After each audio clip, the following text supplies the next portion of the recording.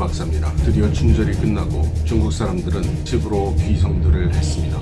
그리고 이 귀성길은 예전과는 다르게 너무나 무겁고 심중한 그런 귀성이었죠. 춘절 기간 중국의 대부분 도시들은 거리에 사람을 찾아볼 수 없는 그런 적막한 풍경이었는데, 사람들이 돌아오면서 그나마 조금은 거리에 사람도 늘고 자동차 숫자도 조금 늘은 것 같습니다. 그렇다고는 해도 평소의 모습과 비교하면 천양지차가 있죠. 사람들은 불안에 가득해서 정부가 발표하는 여러 소식들을 그때그때 보고 서로 교환하고 있습니다. 외부에서는 중국 정부가 발표하는 숫자가 실제보다 너무나 적은 숫자일 것이라고 의심하고 있지만, 여기 중국 사람들 입장에서는 숫자가 너무나 급속히 증가하고 있어 걱정이 태산입니다. 사실 저는 이런 데이터 숫자에 대해서는 초기에 숫자를 감추던 지방정부 등에서 이제 제대로 된 숫자를 내놓기 시작해서 급속히 올라가는 것이 아닌가, 이런 의심도 해보았습니다. 그런데 그 원인은 다른 데 있었을 수도 있다는 생각이 듭니다. 구독자 중에 한 분이 중국의 유튜버 중에 한 사람인 전초스라는 사람의 내용을 좀 보고 평가를 해주었으면 좋겠다라고 하셨는데요. 이 사람은 원래 그 동북지방 사람인 것 같고 자칭 국민기자입니다. 그래서 지금 우한에 있고 우한의 상황을 유튜브에 계속 올리고 있는 중이죠. 그러면서 중국 정부는 안 알리고 있지만 이것이 실제 상황이다 하면서 진료가 제대로 이루어지지 못하고 있는 여러 가지 모습을 전하고 있습니다. 그리고 최근의 동영상에서는 중국 공안으로부터 조사를 받으라는 연락이 왔다면서 매우 불안해하는 모습을 보이기도 했죠. 이상한 것은 이 친구에 대해서 적지 않은 화교권 사람들이 중국 정부의 앞잡이 같다든가 간첩 같다는 소리를 하고 있다는 점입니다. 사실 저도 심심치 않게 당신은 친중이다, 중국 정부의 앞잡이다, 시진핑의 앞잡이다, 이런 소리를 듣고 있어서 그런지 이런 식의 그 비난에 대해서는 별로 감흥이 없습니다. 한마디로 이 사람이 전한 내용은 아주 거짓말 같지는 않고 그러나 아주 심도 있는 판단을 하는 것으로도 좀 보이지 않는다라고 하겠습니다. 제가 주목한 것은 이 사람이 한 얘기 중에 한 가지, 확진 키트에 관한 이야기입니다. 지금 중국 사람들이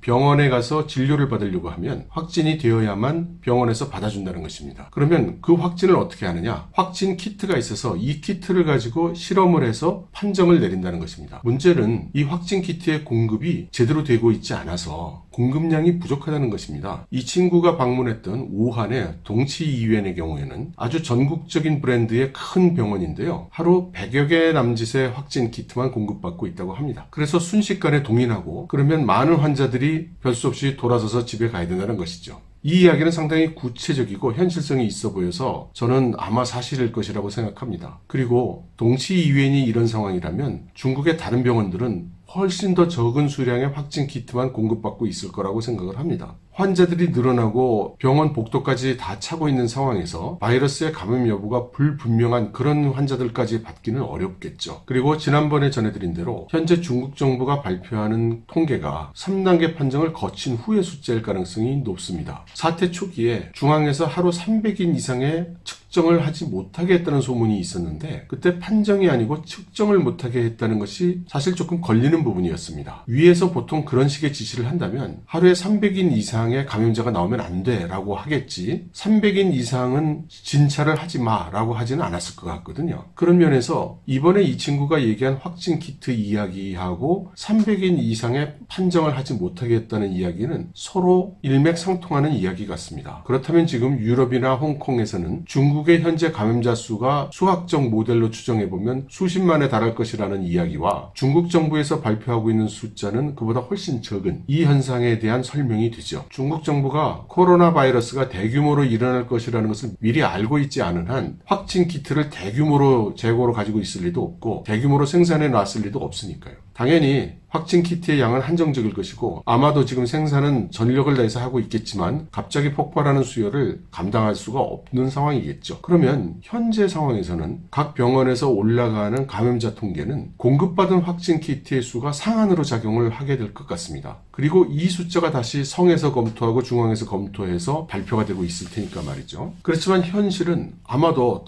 훨씬 많은 사람들이 진찰 내지는 판정을 받지 못하고 집으로 돌아가고 있을 것입니다. 그리고 그리고 자가격리를 하고 있을 수밖에 없겠죠. 그렇다면 현재 중국의 잠재 감염자 수는 엄청난 수가 될 수도 있을 것 같습니다. 확진자 수, 감염자 수를 결정하는 요인이 환자들의 전파 속도라기보다는 확진 키트 수의 공급량에 의해서 결정되고 있을 가능성이 있다는 것이죠. 이런 상황이 사실이라면 이 통계는 상당히 왜곡된 정보를 줄 가능성이 있습니다. 중국 정부는 춘절에서 대부분 사람들이 돌아온 이번 주가 가장 피크가 될 것으로 보고 있고 다음 주까지도 계속될 것이라고 생각을 하고 있죠. 그래서 지금 제발 좀 집에 있고 밖에 나가지 말라고 이렇게 강력히 홍보를 하고 있습니다. 바깥에 나온 사람들이 마스크를 하지 않거나 하면은 단속을 하고 있고 봉쇄된 지역에 있는 사람들이 나가려고 하면 그것도 막고 있죠. 그리고 각 커뮤니티에서도 자율적으로 이러한 격리를 진행하고 있죠. 지금 잠복기가 평균이 5.2일이고 최장 14일이라는 것인데 이러한 격리 상태를 유지하는 데 성공을 한다면 다음 주가 지나고 나면은 서서히 감염자 수가 줄어들겠죠. 그렇지만 지금까지 차례가 오지 않아서 진찰을 받지 못하고 있던 사람들이 이 사람들이 계속해서 병원을 가서 진찰을 받고 판정을 받으면 실제로는 감염자 수가 감소하기 시작해도 당분간은 증가하는 것으로 숫자가 나올 가능성이 있다고 생각이 됩니다. 그리고 이 사람들까지 다 처리가 돼서 중국 정부가 발표하는 감염자 수가 줄어들기 시작한다면 그때부터는 아주 급속하게 감염자 수가 줄어들겠죠. 어쩌면 감염자 수가 줄기 시작하면 그야말로 순식간에 줄어드는 양상을 보일 수도 있겠습니다. 물론 그것은 제가 지금 말씀드리고 있는 확진 키트로 인한 요인이 컸을 때의 이야기입니다. 어찌됐든 지금으로서는 치료약도 없고 백신도 없고 격리만이 유일한 방법입니다. 그리고 이러한 격리는 바이러스 이전에 발생한 패스트, 이 패스트의 억제에도 도움이 될 것이고 새로 발생한 조류 독감에 대해서도 억제 효과가 있겠죠. 그래서 저는 이제 자가격리 3주째인데 이번 주 다음 주에는 문 밖에도 안 나갈 생각입니다. 그러면서 중국 정부가 발표하는 통계에서 감염자 수의 감소가 일어나기만을 기다려 볼 것입니다. 그렇지만 지금 드문드문 인터넷을 통해서 전해지고 있는 일부 부패한 공직자들의 행태, 쇄도하는 구호품을 전달하지도 않는 중국의 적십자사 이야기라든가 그 적십자에 들어온 마스크를 권력을 가진 관료들이 적십자사의 창고에 들어가서 일반 사람들에게는 전달이 되지 않고 있는 그 물건들을 고위직 공무원들은 사적으로 가서 드러내서 사용을 한다든가 또 어렵게 약국까지 전달된 마스크를 현장의 공권력들이 자기들이 먼저 다 가져가는 이런 일들이 심하게 일어난다면 격리가 제대로 이루어지지 않겠죠. 그렇게 돼서 격리에 실패한다면 중국은 정말 대규모의 참사가 올 수도 있을 것 같습니다. 저희 집사람이 근무하는 곳에는 외국인들이 대부분인데 상당수가 이미 중국을 다 떠났습니다. 그리고 지금부터의 걱정은 한번 떠난 외국인들이 다시 이 직장으로 돌아오겠는가라는 것이죠. 어쩌면 직장이 문을 닫을 가능성도 없는 것이 아니죠. 그리고 단순한 경제적 요인이 아니라 그동안 누적됐던 여러 가지 요인이 합쳐져서 이번 기회에 중국으로부터 탈출하는 사람, 기업, 그리고 자본 이런 것들이 많아질 것 같습니다. 우한 외에도 많은 곳에 계시는 우리의 한국 분들은 지금 한국으로 돌아가야 되는지 지금 중국에 계속 있어야 되는지 고민이 많으실 텐데요. 저 같은 경우에는 집안 사정 때문에 베이징에 계속 남아있을 것입니다. 그렇지만 여러분들 한번 결정을 하셔야 되겠죠. 참고가 될 만한 자료를 하나 인터넷에 찾았는데 얼마나 신뢰할 수 있는 내용인지는 잘 모르겠습니다. 단지 소문으로는 항저우에 있는 한 하이테크 기업이 나름대로의 리스크 평가 모델을 만들어서 분석한 결과라고 하니 한번 참고하시기 바랍니다. 여러분 감사합니다.